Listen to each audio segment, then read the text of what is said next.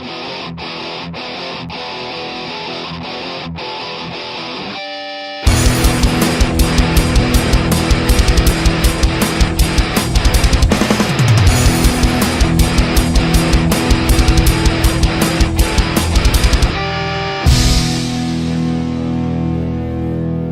y'all, it's Heel Heat time. Hi everybody and welcome to Heel Heat. My name is George Coles and this is our TNA show for the week. Let's jump right into it. First with the so-so segments. They weren't bad, they weren't good, they were just there. First thing I'm going to talk about is the opening segment. And there's something I'm going to save to the end, but it kind of peppered my views on the show, if you will. The first thing we have is Kurt Angle coming out with Eric Young, talking about their title match later, which brings out Austin Aries, who says he's going to cash in his Feast or Fired, so Eric Young has to wait till after that. We see a little bit of the tension there. Decent way to start up a show. Bad way to throw a curveball into a match that we expected, especially for a guy like Aries who's not a heel. It's kind of a heel move for him to do. It just was weird and fell a little bit flat. Next up we have the Beatdown Clan and the Rising come out. We get a one-on-one match between their members, Micah versus Kenny King. The Rising gets kicked from ringside, Micah picks up the win. Afterwards, the BDC comes in to beat him down, which brings the Rising back out. It's gang warfare again, and I kind of like the feud. I think TNA has a little too many factions, but I do kind of like this feud. I think it's some decent work coming out of the guys involved, so I really can't hate it that much. But I really just wish they would stop leaning on the faction crutch. Now, coming off of that, we're going to go into our bad section of the week. I hate to do this because I have high hopes for everybody involved. We get the debut of not just 2, but 3 new knockouts. Jade and Marty Bell, the Dollhouse. Jade is going to wrestle versus Laura Dennis, who used to be known as Cherry Bomb on the Indies. Jade is Mia Yim, of course.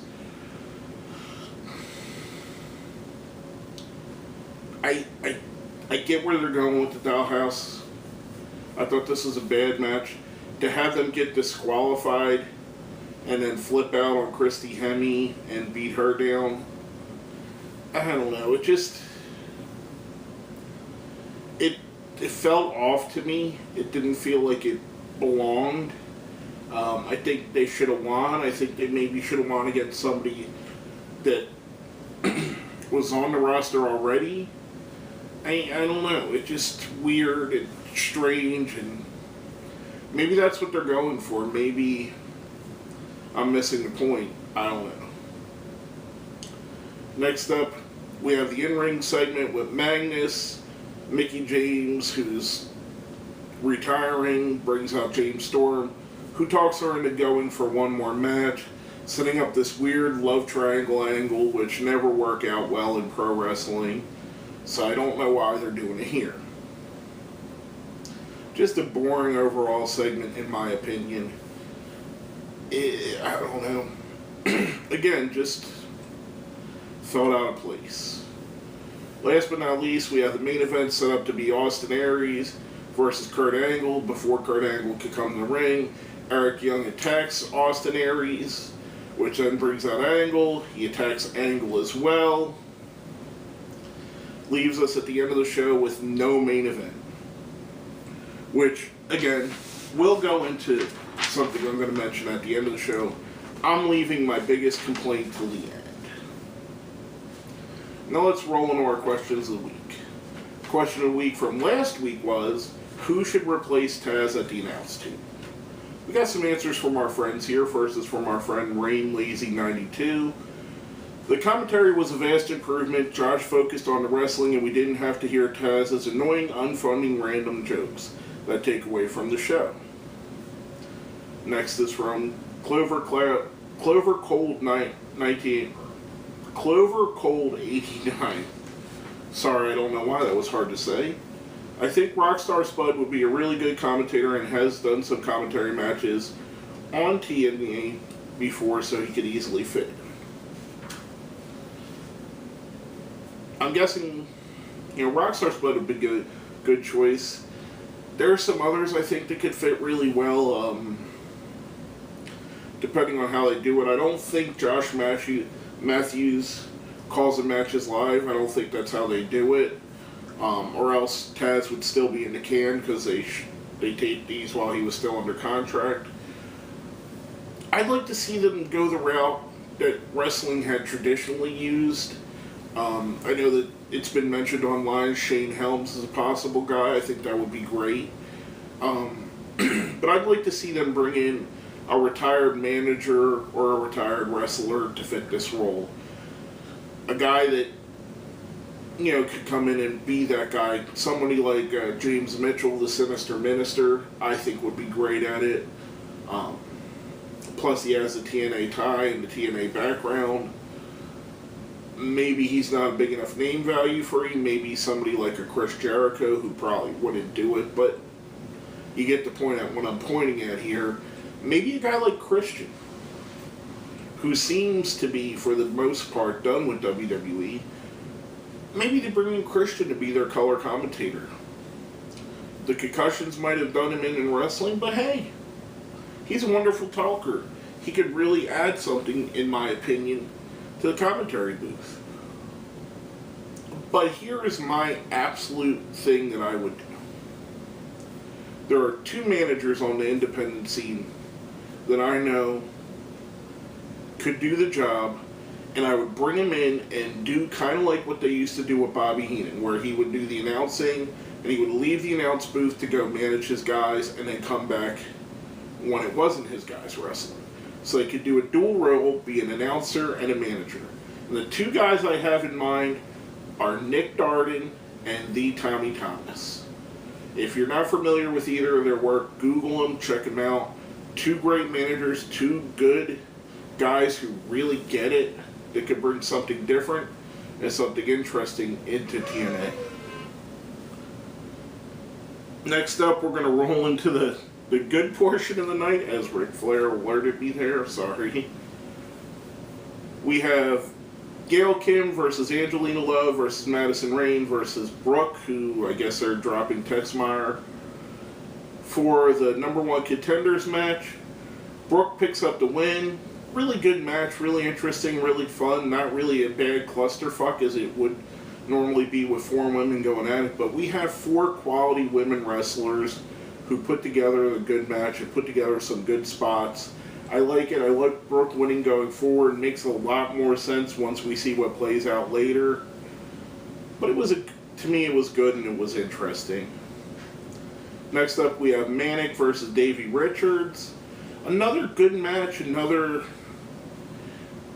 good keeping Davey Richards relevant while Eddie Edwards is out. Afterwards, we see Richards picks up the win. Afterwards, Abyss and Koya come down to attack. So we see the Hardy Boys come out and help Davey Richards. So maybe they're forming an uneasy alliance there. I liked it though. I think Manic vs. Richards is a great match anytime you put it on. Next up, we have the EC3 announcement, which is he's going to try and go for the world title, which brings out Mr. Anderson, leads into a fight. I thoroughly enjoyed this. I think Ethan Carter III, EC3, is a phenomenal talent. Mr. Anderson, I think TNA kind of missed the boat a little bit on him. However, I still think he has some equity and he has some value and he still could be one of their top stars. In my opinion, I think the guy is tremendous. I think he's awesome on the mic. He's good in the ring. He tells a great story. What more could you want from him? He's a great guy to put with Ethan Carter, who's in a similar mold and still coming up the ranks. I mean, I see nothing but good coming from Ethan Carter III.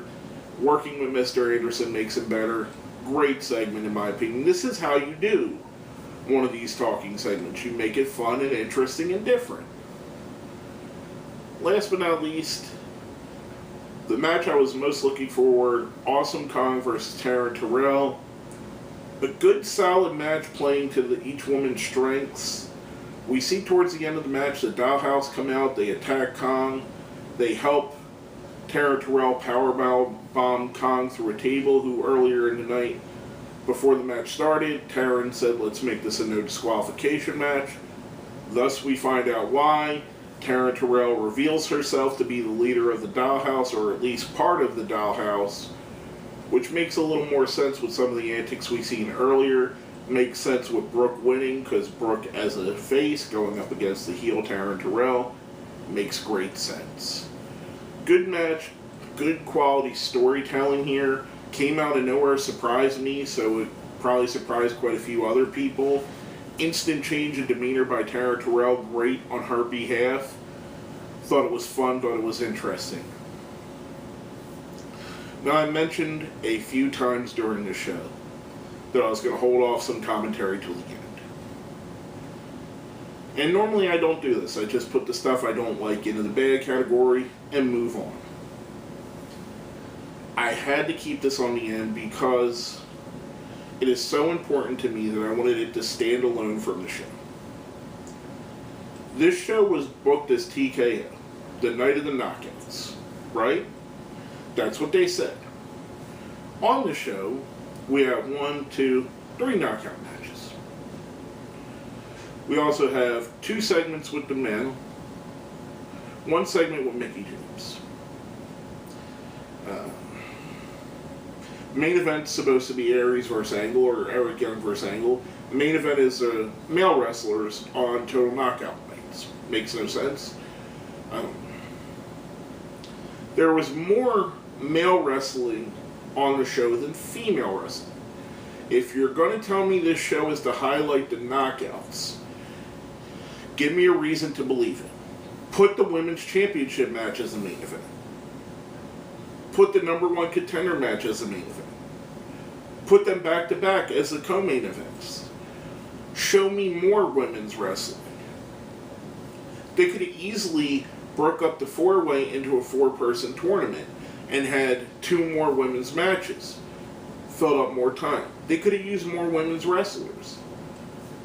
They could have used and done more things. Granted, they brought in and debuted 3 new women, which I don't know how long Laura Dennis is going to be there, if she's part of their long-term plans or just to debut the Dollhouse with her. But they at least brought in 2 new talents, which is good. 2 good wrestlers. They had a title match. They had a number 1 contender match. But to me, if you say Total Knockouts, TKO, focusing on the knockouts, I want 80% of the show to be about the knockouts. We could see what next week's going to be about when it goes back to being a regular show, but give me the knockouts, give me them all the time. I was excited for the concept. I don't read the spoilers ahead, so I didn't know there was going to be this much male involvement. I did know last week that Eric Young and Angle would be wrestling this week because they told us that. I thought that was going to be it. I thought that would be the extent. And I kind of thought that would be to keep the fans that don't really like women's wrestling involved, which was okay by me. But I think TNA pulled a bait and switch. They told us one thing, gave us another. It'd be much like if they said next week's going to be Hardcore Justice and only had 2 or 3 hardcore matches, and the rest of the show was normal. It frustrated me to no end, and it probably left a sour taste in everything that I thought about the show. I just wish they could have done something better than this. I wish they could have made it really, truly a night to focus on the Knockouts division, because that is one of the few things they could say and do that'll separate them from the WWE. Give us a strong women's division, which they have and they've had in the past. I just don't get it that we were told one thing and given another. It totally pissed me off, totally made the show different than what I thought. And as you're about to see when I go into the ratings right now, we have a 1 to 5 scale for our ratings. 1 is the worst, 5 is the best. 1 is a Tyrus, 2 is a Rockstar Spud, 3 is a Gunner, 4 is a James Storm, 5 is a Bobby Roode. I'm giving the show a 1, a Tyrus. Now, like I said, there was some things I really liked on the show and really helped storyline-wise. the bait and switch aspect and the not giving me what I tuned in for is really what pissed me off and made me dislike the show altogether. It's frustrating to me as someone that's an advocate saying that why aren't we promoting women's wrestling more? I'm a fan of wrestling. I think the women could do just as much and have just as much of a role as the men. I don't see no reason why they can't. So I was excited for this. Alas, I'm not given what I was hyped up for, thus making the show a Tyrus, in my opinion. Just a bad show to me, bad taste in my mouth. Basically, that's all I have to say about that. My name is George Coles, and this has been another episode of Heel Heat.